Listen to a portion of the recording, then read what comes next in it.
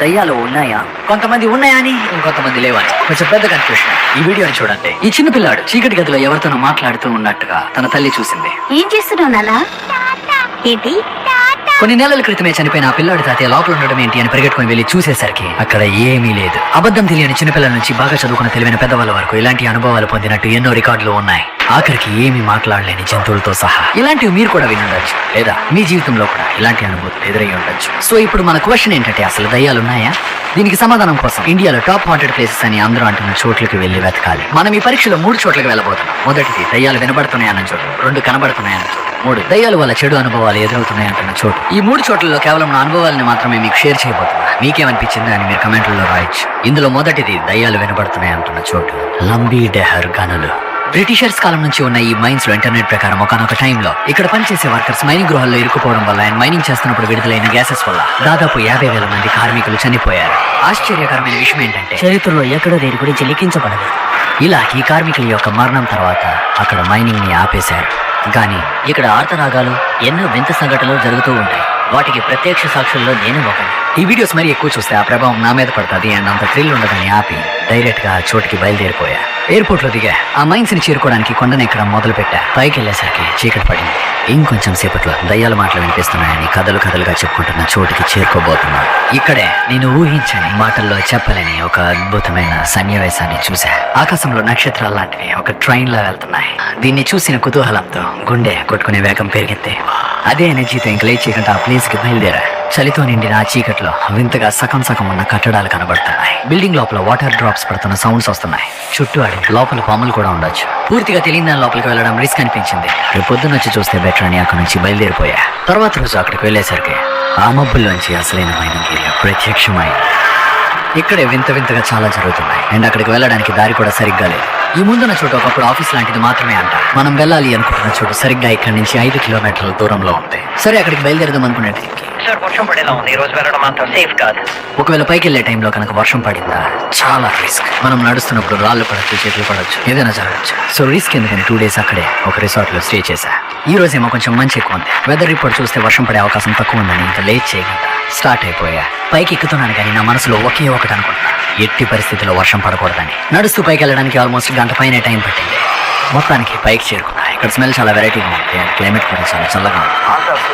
ఇప్పుడు మనం చాలా ఎత్తులో ఏ మైనింగ్ గోడలు అయితే 50,000 మంది చావుకి కారణం అని విన్నాము. అక్కడ ఒకనే కళ్ళు మూసుకొని కూర్చొని ఏమైనా శబ్దాలు వినబడుతున్నాయా లేదా అని చూడబోతున్నా. ఆశ్చర్యకరమైన విషయం ఏంటంటే, క్షణాల్లో మంచుతో మొత్తం మూసుకుపోయింది.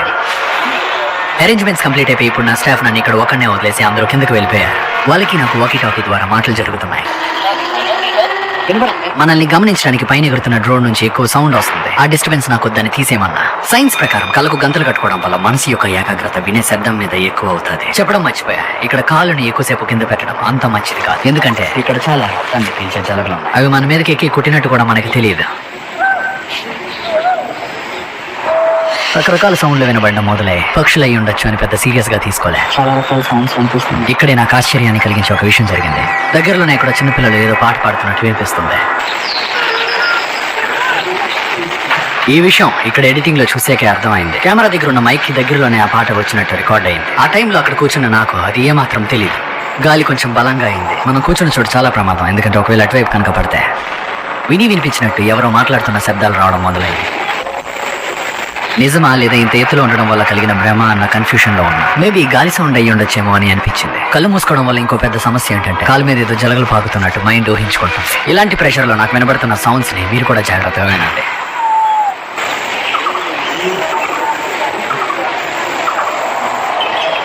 ఆ సైలెన్స్ లో ఫోన్ నోటిఫికేషన్ కూడా కంగారు పెంచుతుంది. షాక్ ఇచ్చినట్టు అనిపించింది. టైం గడిచే కొద్ది వాతావరణం చాలా చల్లగా మారింది. దీనివల్లే మనకు ఒక ఇబ్బంది ఎదురై చాలా చల్లగా ఉండడం వల్ల నా కళ్ళకు గంటలు తీయకుండా నా చేతుల్ని ఆపలేకపోయా. అంతా చూసా. కుర్చీ నుంచి ఇంక లెగక తప్పదు. ఇది నేను చేయాల్సిందే. నాకు ఇంకా వేరే దారి లేదు. ఎంత పైకి వచ్చాక మనకి వేరే ఆప్షన్ లేదు కదా. ఈ కనబడిన మంచు నుంచి ఇలాంటి పక్షులు సడన్ గా వచ్చి కంగారు పెడుతున్నాయి. వాకీ టాకీలోంచి వేరే వాళ్ళ మాటలు వస్తున్నట్టు క్రూ చెప్తున్నారు. సిగ్నల్స్ క్రాస్ అయ్యి ఉండొచ్చు. ఒక్కొక్కసారి ఇలా అవుతుంది అని పెద్ద సీరియస్ గా తీసుకోవాలి. ఆల్మోస్ట్ ఒక అరగంట గడిపిన తర్వాత నాకు అర్థమైంది ఏంటంటే, అరుపులు ఒకేసారి ఎక్కువ మంది మాట్లాడుతున్నట్టు వినిపించడం నిజమే. హలో, బహుశా ఆఫీస్ దగ్గర ఉన్న వాళ్ళ సౌండ్లు అయ్యి ఉండొచ్చేమో అని అనుకున్నాను. గానీ ఆ ఆఫీస్ దగ్గర ఎవరు లేనప్పుడు కూడా కొన్ని శబ్దాలు వచ్చాయి. ఈ దయ్యాల మీద నమ్మకం లేని నేను ఈ సౌండ్లు వేరే వైపు నుంచి రావడానికి అవకాశం ఉందా అని ఆలోచిస్తున్నా. మన అరుపులకి ఎవరైనా స్పందిస్తారేమో అని అది కూడా ట్రై చేస్తున్నా. ఏమీ లాభం లేదు. ఆ చివరిలో ఉన్న కెమెరాని చూస్తూ మాట్లాడుతున్నా. కానీ ఇక్కడ ట్విస్ట్ ఏంటంటే 4 కెమెరాలు ఎప్పుడు ఆగిపోయాయి. కారణం వాతావరణం అయి ఉండొచ్చు. మంచి ఎక్కువ అవడం వల్ల డ్రోన్ కి ఏమీ కనబడట్లే, కింద నడ్డానికి కూడా ఏమీ కనబడట్లే. అక్కడ వస్తున్న సౌండ్ల మీద నా ఏకాగ్రత అంతా పెట్టే గానీ వాతావరణంలో తేడా మాత్రం క్లియర్ గా అనుభూతి చెందగలుగుతున్నా. సడన్ గా దగ్గరలో కుక్కలు కూడా అరుస్తున్నాయి. ఒకవేళ వర్షం పడితే మాత్రం చాలా ప్రమాదం. ఇక్కడ నుంచి ఎంత వేగ వీలైతే అంత వేగ బయలుదేరడం తప్పించి మనకు వేరే ఆప్షన్ లేదు. సో స్టాఫ్ కి ఇమీడియట్ గా మెసేజ్ ని పాస్ చేశా. ఇప్పుడే అసలైన ఛాలెంజ్ మొదలైంది. ఎంతో భయానకమైన చోటుగా భావించబడే ఇక్కడ చూపుని ఏమాత్రం పనిచేయనివ్వకుండా చేసే అంత మంచి ఉంది. ముందు చీకట్లో చాలా దూరం నడాలి. దారిలో ఎటువంటి అరుపులు వినిపిస్తాయి అన్నది కూడా చూడాలి. దురదృష్టం శాతం ఇందులో రికార్డ్ చేసింది మీకు ఏమీ కనబడదు. దానికి కారణం మీకు చివరిలో తెలుస్తుంది. కొండ కిందకి బయలుదేరా, కాకపోతే ఏం జరగకూడదు అనుకున్నాను.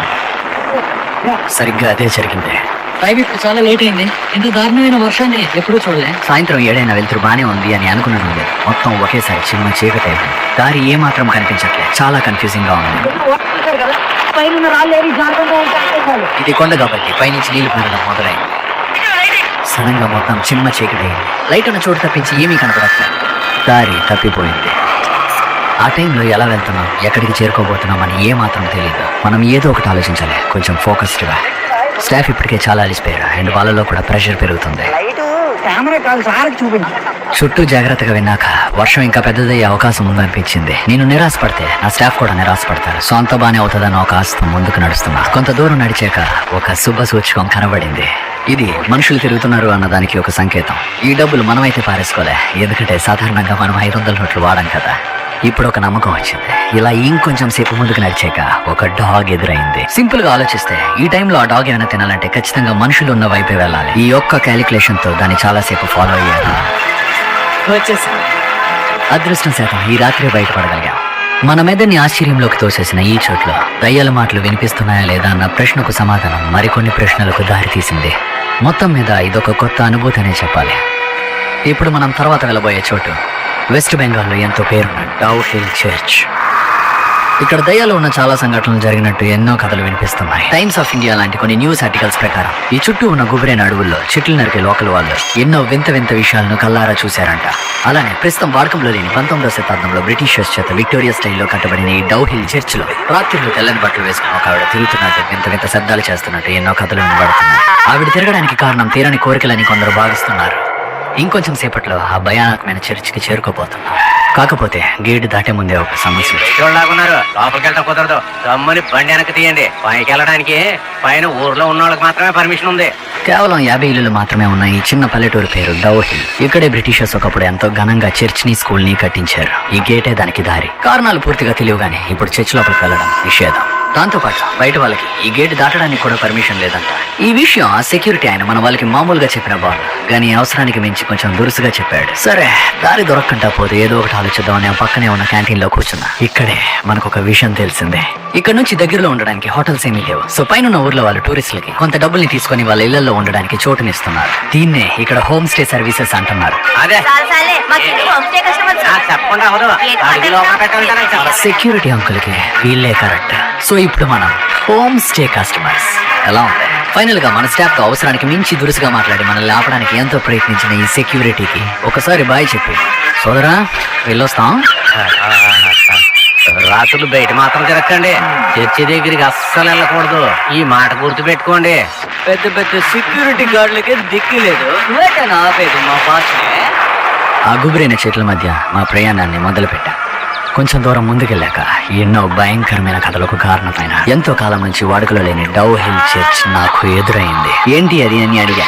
ఎన్నో సంవత్సరాల క్రితమే ప్రార్థనలు ఆపేశారు. ఇప్పుడు అది కేవలం దెయ్యాలు పట్టిన పేరుకి మాత్రమే. మొత్తం తాళాలు వేసేశారు. చాలా మంది సెక్యూరిటీ గార్డులు కాపలా కాస్తారు. దానికి దగ్గర కూడా వెళ్ళనివ్వరు. రాత్రుల్లో అక్కడ దెయ్యాలు తిరుగుతున్నట్టు ఇక్కడ ఎక్కువ శాతం మంది నమ్ముతారు. ఆ దెయ్యాన్ని చూస్తేనే గుండె ఆగిపోతుందంట. చర్చ్ కి మెయిన్ ఎంట్రన్స్ కూడా మూసేసి ఉంది. సరే ఫస్ట్ ఆ ఊరేంటో తెలుసుకోవడానికి పైకి ఎక్కడ మొదలు పెట్టా. అంతా చాలా సైలెంట్ గా ఉంది. ఇల్లులు దగ్గరగా ఉన్నాయి. చుట్టూ అడవి నుంచి రకరకాల శబ్దాలు వస్తున్నాయి. నెమ్మదిగా తెలియకంటానే చీకటి పడిపోయింది. సో చర్చ్ లోపలికి దారి ఏమైనా ఉందా అని చూడడానికి బయలుదేరా. సెక్యూరిటీ కొంచెం టైట్ గానే ఉంది. ఈ టైంలో అంతా ఇక్కడ తిరగకూడదు. ఇళ్లలోకి వెళ్ళిపోండి. ఎవరు ఎంత అసాధ్యం అన్నా అసాధ్యాన్ని సాధ్యం చేయడం మన పని మిత్రమా. బాగా ఆలోచించాక మొత్తానికి లోపలికి వెళ్ళడానికి ఒక దారి అయితే కనుక్కున్నాం. కాకపోతే చర్చ్ లోపల మాత్రం కొంచెం టైం ఉండగలుగుతాం. మొత్తానికి చర్చ్ తాళం తీయడానికి ఒకరు అంగీకరించారు. నిజాన్ని తెలుసుకోవడం కోసం ఈ ఆపరేషన్ ఎలాగైనా సక్సెస్ చేయాలి. ఇక్కడ వింత శబ్దాలు వినిపిస్తాయన్నారు కానీ నా పని మాత్రం ఆ తెల్లని బట్టలు వేసుకున్న ఆవిడ కనిపిస్తుందా లేదా అన్నది చూడు. లోపల నడుస్తుంటే నెమ్మదిగా చీకట్లో మునిగిపోతున్నాం. కానీ ఇక్కడ మీకు కనిపించడం కోసం ఎడిటింగ్ లో లైటింగ్ పెంచబడుతుంది. చర్చికి సరిగ్గా మధ్యలో చాలా టైట్ గా ఒక నెట్ని కట్టారు. ఇంక ముందుకు ఎవరు వెళ్ళొద్దు అని చెప్పడానికి ఒక అడ్డై ఉండొచ్చు, లేదా దీని మీద ఉన్న దూరిని బట్టి చాలా కాలం క్రితం ఇందులో గేమ్స్ ఆడుండొచ్చు. లోపలికి రావడానికి జరిగిన డీల్లో లైట్లు వేయకూడదు, శబ్దాలు చేయకూడదు అని కొన్ని కండిషన్స్ ఉన్నాయి. కానీ తప్పదు కదా. కెమెరాల్ని బిగించడం మొదలైంది. ఇప్పుడు అందరూ బయటకు వెళ్ళిపోయి చర్చిలో నన్ను ఒక్కనే వదిలేసి తాళం వేసేయబోతున్నారు. లోపల కొంచెం వింతగానే ఉంది. ఒకప్పుడు బ్రిటిషర్స్ కట్టిన అండ్ వాళ్ళు నడిచిన ఈ చెక్క ఫ్లోర్ చాలా పర్ఫెక్ట్ గా ఉన్నప్పటికీ పదే పదే కెమెరా స్టాండ్లు పడుతుంది. ముందులాగే మళ్ళీ కూర్చున్నా, కానీ ఈసారి కళ్ళని బాగా తెరిచి లోపల ఉన్న వాళ్ళందరూ బయటకు వెళ్ళిపోయి తాళం వేసేశారు. ఒక్కసారిగా చాలా నిశ్శబ్దం అయిపోయింది. కంటికి కనబడని చలి ఒక రకమైన అనుభూతినిస్తుంది. చుట్టూ అడవి నుంచి అండ్ చర్చ్ ఫ్లోర్ కింద ఉన్న పురుగుల నుంచి ఒక రకమైన వింత శబ్దం కూడా వస్తుంది. నేను కూర్చున్న కుర్చీ వెనక నుంచి మీకు మొత్తం చుట్టూ చూపిస్తా. ఇక్కడే నేను ఒకటి గమనించా. ఈ చర్చ్కున్న అద్దాల మీద ఒక తెల్లని ఆకారం లాంటివి ఏర్పడుతున్నాయి.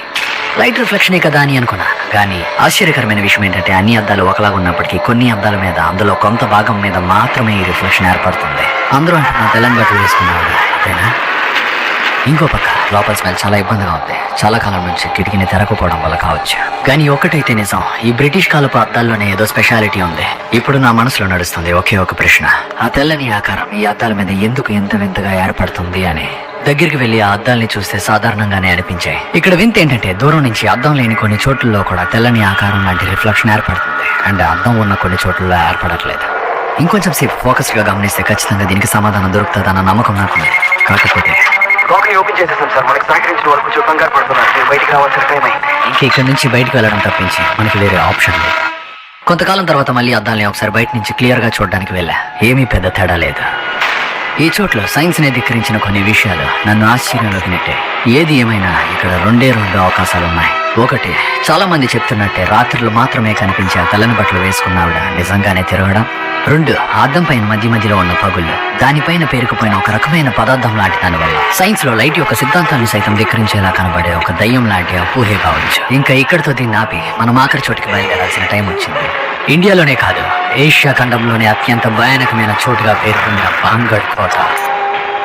ఆర్కియాలజీ ఆఫ్ ఇండియా అధీనంలో ఉన్న ఈ చోటుని కొంత డబ్బులు కట్టి టూరిస్టులు చూడొచ్చు. కాకపోతే ఒక్క షరతు మీద, సాయంత్రం ఆరయ్యేసరికి ఎవ్వరూ లోపల ఉండకూడదు.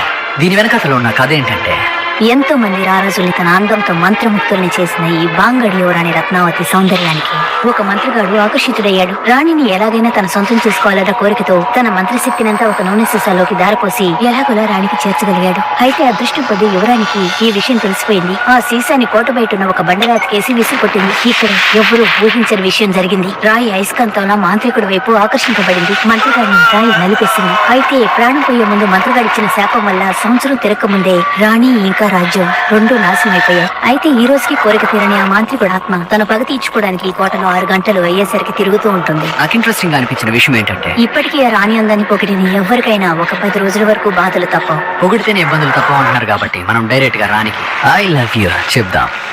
లోపల మొత్తం తిరిగి చూస్తున్నా. ఇక్కడున్న కట్టడాలన్నీ అమాంతం కూలిపోయాయి సార్. ఈ చోట్లోనే మనం రానికి ప్రపోజ్ చేయబోతున్నాం. ఎందుకంటే ఈ చోటు చాలా చాలా స్పెషల్ సార్. మాంత్రికుడు ఆ పైన ఉండేవాడు. మొట్టమొదటిసారిగా రాణిని ఆ పైనుంచి ఇక్కడే చూశాడు. ఆ క్షణాన్ని ప్రేమలో పడ్డాడు. ఆ పైనున్న నెమల్లాగే రాణి అందంగా ఉండేది.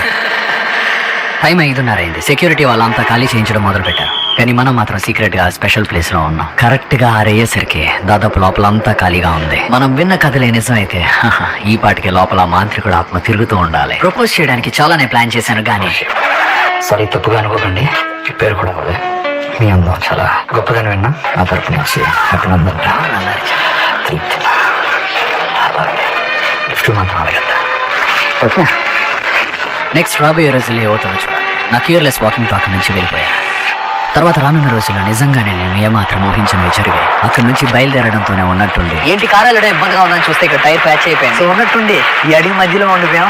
తర్వాత కెమెరా వాడడానికి అవకాశం లేని చోట్ల ఎక్కువ శాతం వీడియోలు తీసిన ఈ ఫోన్ ఆ చోటు నుంచి వచ్చిన 8 రోజుల్లోనే డ్యామేజ్ అయిపోయింది. పాస్వర్డ్ మార్చి రిపేర్కి ఇచ్చా. తర్వాత ఆ పాస్వర్డ్ ని ఓపెన్ చేయడానికి ఎంత ట్రై చేసినా ఫోన్ అవ్వలే. డేటా మొత్తం పోయింది.